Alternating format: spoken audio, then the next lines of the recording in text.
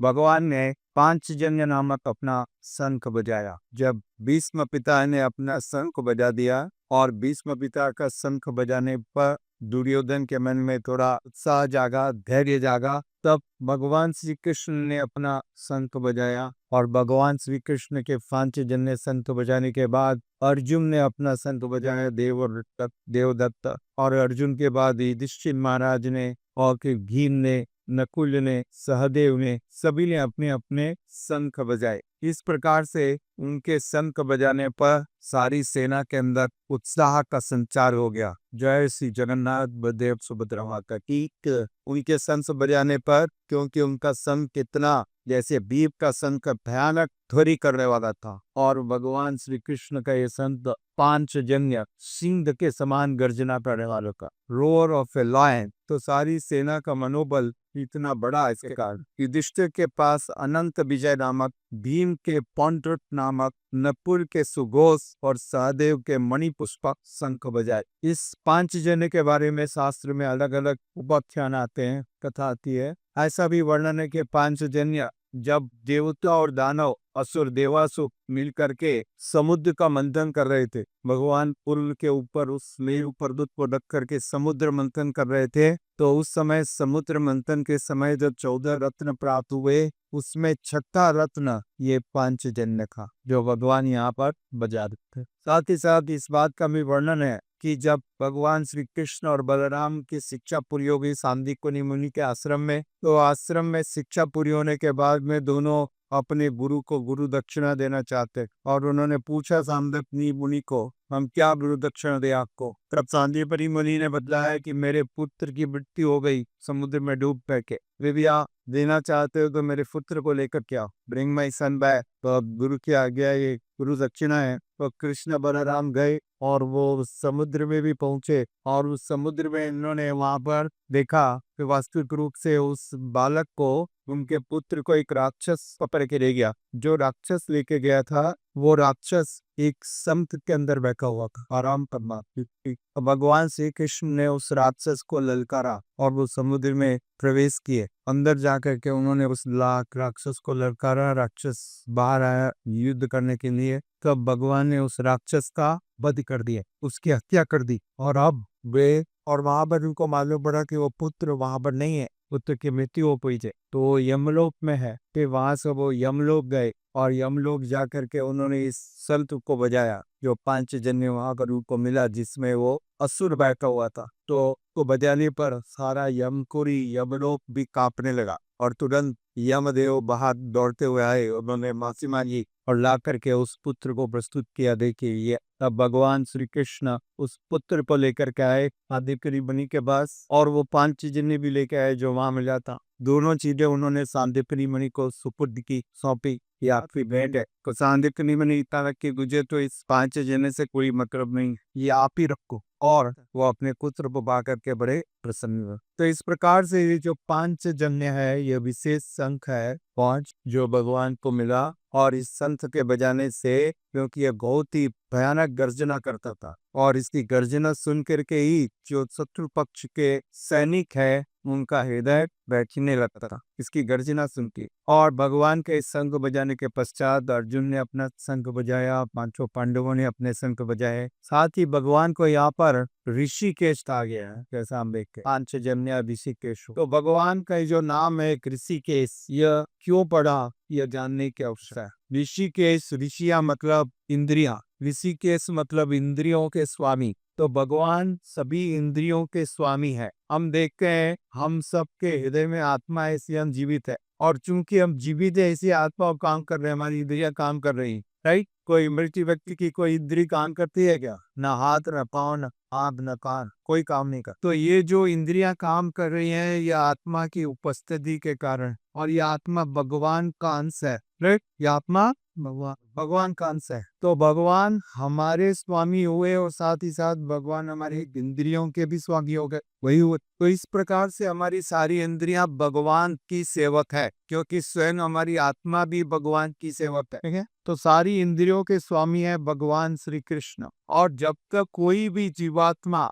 अपनी सारी इंद्रियों को भगवान श्री कृष्ण की सेवा में नहीं लगाता, तब तक वह संतुष्टि का अनुभव नहीं कर सकता। ठीक है, जिस प्रकार से जब तक कोई विवाहित स्त्री अपने पति की सेवा नहीं करती, अपने किसी सेवा वो संतुष्ट नहीं हो सकती। Right, so she must serve the husband, ये पति स्वामी, पति का उद्रव स्वामी मास्टर। तो उसी प्रकार से सारी इंद्रियां अपने स्वामी भगवान श्री कृष्ण की सेवा जब करती हैं तो सारी इंद्रियां संतुष्ट होती हैं, सेटिस्फाइड होती हैं। दुर्भाग्य के कारण आजकल के लोग इस सत्य को नहीं जानते, इसलिए वो अपनी इंद्रियों को संतुष्ट करने के लिए बहुत सारे अलग अलग प्रयास कर रहे हैं। शॉपिंग करूंगा, नया मोबाइल खरीदूंगा, नया गाड़ी लेना है, नया घर लेना है, नया टीवी लेना है। ये सब क्यों? इंद्रियों को संतुष्ट करने का प्रयास है। परंतु ये इंद्रियां सब कुछ लेने के बाद भी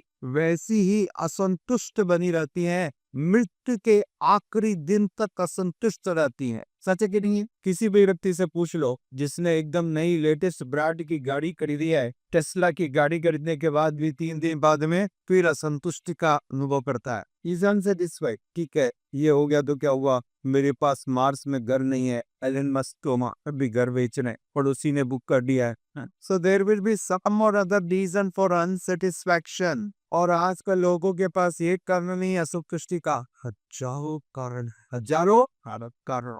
तो ये हमेशा असंतुष्टि बनी रहेगी जब तक ये इंद्रियां भगवान की दिव्य सेवा में नियोजित नहीं की जाएगी, लगाई नहीं जाएगी, तब तक इंद्रियां इसी प्रकार से असंतुष्ट बनी रहेगी, अनसेटिस्फाइड। जैसे ही हम अपनी सारी इंद्रियों को भगवान की दिव्य सेवा में लगा देते हैं, सारी इंद्रियां पूर्ण रूप से संतुष्ट हो जाती, प्रशांत हो जाती, मन भी शांत हो जाता। ये रहस्य है। इसलिए भक्त कर्ण अपनी सारी इंद्रियों को भगवान की सेवा में लगाते हैं। सबरी माता जंगल में बैठी थी, न तो कोई साड़ी थी उनके पास, न कोई ज्वेलरी थी, न कोई प्रॉपर्टी थी। एक कुटिया भी अपने नाम पे नहीं थी, बुन महाराज की थी, वो कुछ भी नहीं था, परंतु पूर्ण संतुष्ट है। वो पूर्ण संतुष्ट है जिसके पास किसी भी प्रकार के कोई भौतिक संपत्ति नहीं। और दुनिया में लोग इतना बड़ा धन संपत्ति प्राप्त करने के बाद, बड़े से बड़े धनवान, इतने सारे, सभी जगह पे उनकी प्रॉपर्टी है, सभी जगह गाड़ियां हैं, सभी जगह महल खड़े हैं,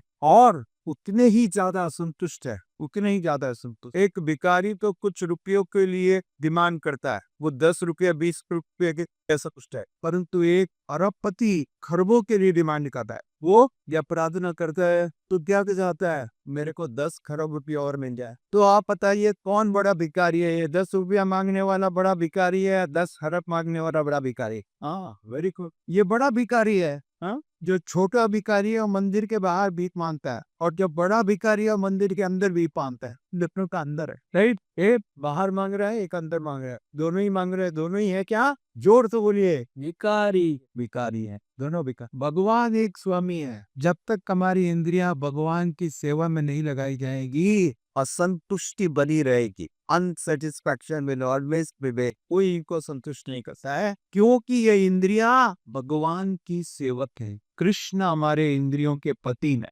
कृष्ण पति ने, वे यादव, जब तक उन्हीं की सेवा में नहीं लगाई जाएगी तब तक इंद्रियां असंतुष्ट रहेगी। और इसलिए बुद्धिमान व्यक्ति सारी इंद्रियों को भगवान की सेवा में लगाते हैं। इस प्रकार से सेवा में लगाने पर वे पूर्ण संतुष्टि का अनुभव करते हैं। ब्रह्म भूत प्रसन्न आत्मा, वो क्या होता है? प्रसन्न आत्मा, प्रसन्न रहता है, सेटिस्फाइड रहता है। पुजारी के पास खाली 2 कपड़े रहते हैं, एक कॉपी ने एक चादर, और वो संतुष्ट है, वो संतुष्ट है। बैंक अकाउंट नहीं है फिर भी संतुष्ट है। और बड़े बड़े सेठ जी, बड़े बड़े राजा धीराज बन गए, सब कुछ है, परंतु असंतुष्ट, क्योंकि इन्होंने अपनी इंद्रियों को भगवान की सेवा में लगाया, इसलिए संतुष्ट है। और जिसने नहीं लगाया वो कभी संतुष्टि का अनुभव नहीं कर सकता। साथ ही साथ इसमें धनंजय करके अर्जुन को संबोधित किया गया इस श्लोक में। तो धनंजय वास्तविक रूप से अर्जुन के लिए शब्द प्रयोग किया गया, क्योंकि जब कुरुक्षेत्र का युद्ध समाप्त हो गया, युधिष्ठिर महाराज जुलासु यज्ञ पढ़ना चाहते थे कि मेरे से इतने पाप हुए होंगे, प्रायश्चित करना पड़ेगा, और उस यज्ञ में इतने धन की आवश्यकता है। अब तो राज को खाली हो चुका था, कुछ धन नहीं है। तो उस समय अर्जुन ने अपने धन सामान उठा करके गए और इतने सारे राजाओं से उन्होंने कर वसूल किया और वो इतना अपरिमित मात्रा में धन ला करके युधिष्ठिर महाराज को दिया, इसलिए उनका नाम पड़ा धनंजय। उनका एक नाम पड़ा धनंजय। सो अर्जुन है धनंजय। और भीम का एक नाम है द्रुपद।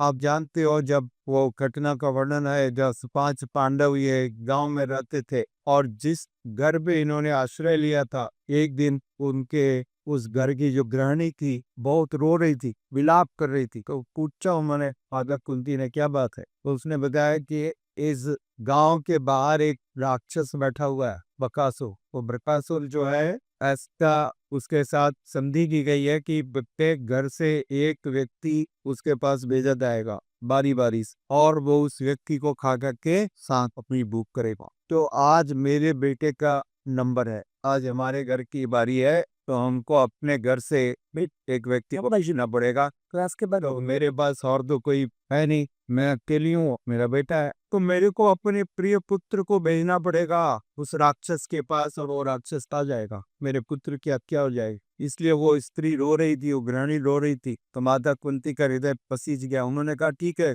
चिंता मत करो, तुम्हारा तो एक ही बेटा है, तुमको वो बेटा भेजना पड़ रहा है, मेरे तो 5 है, एक चला भी गया तो कोई प्रॉब्लम नहीं है? तो मैं अपने एक बेटे को भेजती हूँ भीम को, कौन सा राक्षस है। तो इस बार ये जो भीम गए, तो हर बार तो क्या होता था कि गांव के लोग सारा जो है भोजन सामग्री उसके साथ अकेले व्यक्ति को नहीं खाता था, वो व्यक्ति बहुत सारी सामग्री भी लेके जाता था भोजन की। तो वो राक्षस सारी सामग्री को खा लेता, उसके बाद में जैसे लोग पान खाते हैं वैसे वो उस आदमी को मुखवास। ठीक है, तो इस बार जो भीम ने क्या किया, जितना भोजन लेके जाता था उससे 10 गुना और साथ में बांधा गाड़ियों। एक बैलगाड़ी भोजन जाता था, यहाँ पर अब आज 10 बैलगाड़ी। ठीक है, और आगे वाली बैलगाड़ी कुछ चला रहे थे, जा रहे थे, धीरे धीरे गांव के बाहर पहुंचे। उस राक्षस ने देखा, खुश हो गया, आज क्या बात है, एक की जगह 10, एक पर बस 10, इतना भोजन है। यदि आकी फिर उसने थोड़ा नजदीक आने पर देखा कि एक घट्टा घट्टा आदमी बैठा है। बोला अरे वाह, आज तो इतना मजा आएगा, हर बार तो इनके जैसा होता था दिच्छा जिंदा